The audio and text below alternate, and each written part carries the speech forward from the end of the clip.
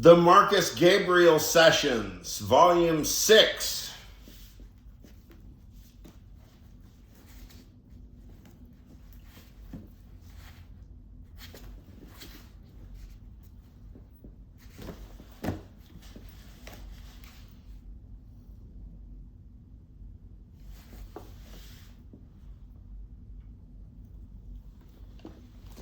Meathead Mcklusky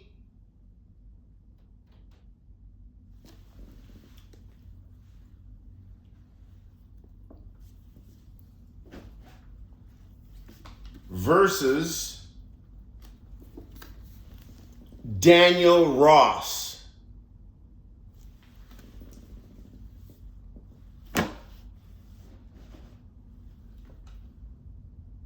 From Meathead Mcklusky's book, Saving Truth from Paradox, on Oxford University Press.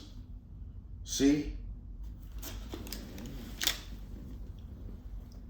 Meathead Mcklusky.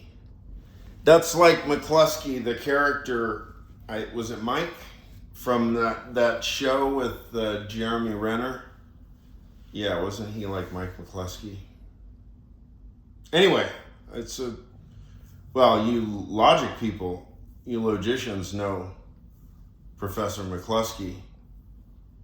He did the bit about mathematics without numbers and stuff, as only a Mcklusky could. Okay, so let's see. Tarski's theorem. Oh, Grelling's paradox. Yeah, I mean, and it's right in the introduction. Why not? I love that shit.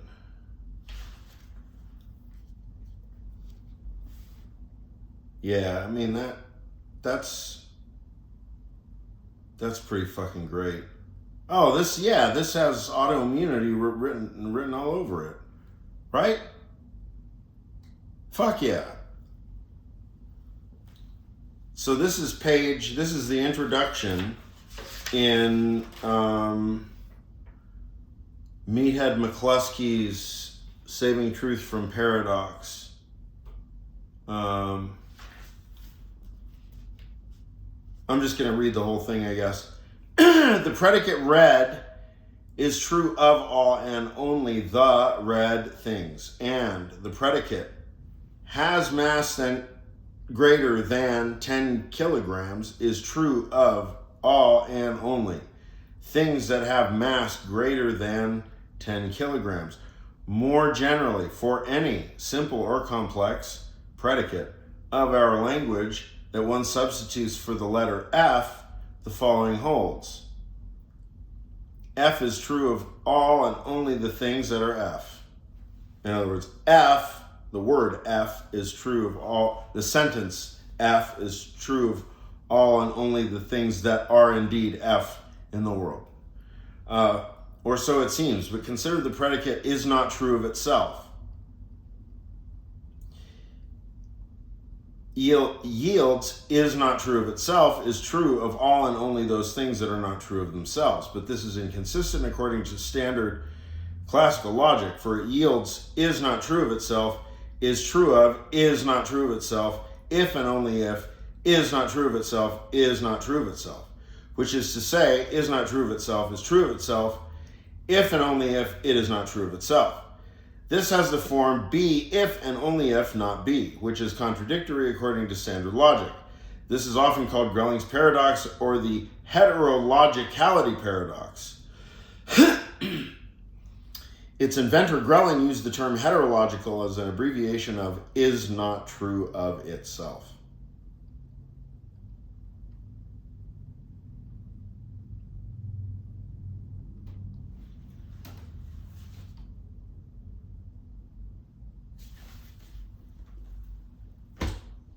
So, Meathead Mcklusky, Professor Mcklusky's philosophy is one of the most, I don't know the word, arcane or esoteric I've ever seen. It's very hard for me to understand, and I've sat in his lectures for a semester too. In case you don't remember me, Professor Mcklusky, that was the spring of 2008. It was a set theory course. Let's see. Daniel Ross, psychopolitical anaphylaxis. So I wonder what his, I said autoimmunity is not true of itself. Autoimmunity. Let's see, where am I going to find this?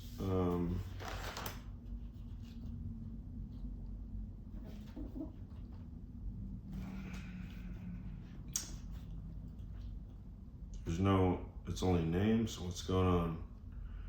What's going on, Professor Ross?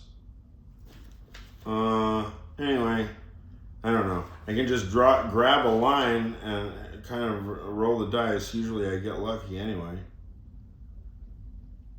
Psychic and collective anaphylaxis for an organological critique of sovereignty. Yeah, right. Correct. Yeah, this is good. It's good because Professor Mcklusky, I bet, is unfamiliar with this work. And Markvs Gabriel and I both know that y'all need some bridges built.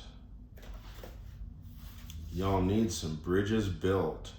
Because you can't do it alone. You can't do it the one without the other. See, Meathead Mcklusky, he has pure classical logic, very much a kind of Parmenides type, right? And Daniel Ross is really in the blood and guts of the post-Lacanian real. The post-Lacanian psychoanalytic real, the bodily, corporeal, the messiness of self-relation. But it's still thoroughgoingly a question of self-relation. It's the same question of identity and pure questions of logic.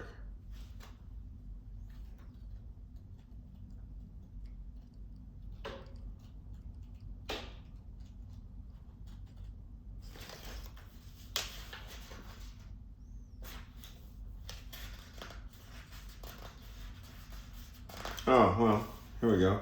In the madness of globalized eco-technics, can anyone but a madman avoid denial?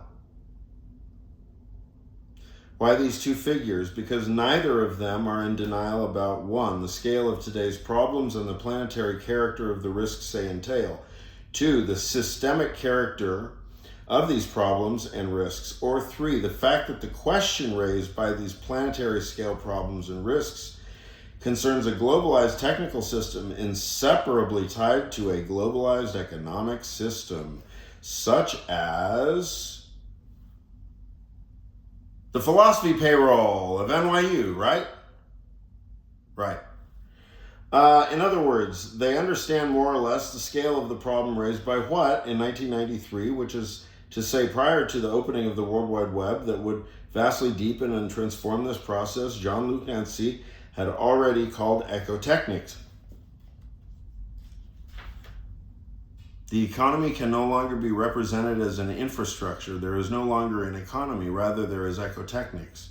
The global structuration of the world as the reticulated space of an essentially capitalist, globalist, and monopolist organization that is monopolizing the world. Yeah, that's juicy shit. All right. Well, so that's, if we say, which we shall simply stipulate that is Grelling's paradox. You know, on page 207 there, and on the section, in the madness of the globalized ecotechnics, can anyone but a madman avoid denial? So let's just call that Grelling's paradox, and then you get Professor Ross versus Professor Mcklusky, and then Markvs Gabriel, I guess, is his prerogative. It's his game show anyway. He decides how this works. I'm getting tired. This is like the sixth episode of this I've done. I mean, geez. But do you have a YouTube channel, Markvs Gabriel? I mean, just do something, dude.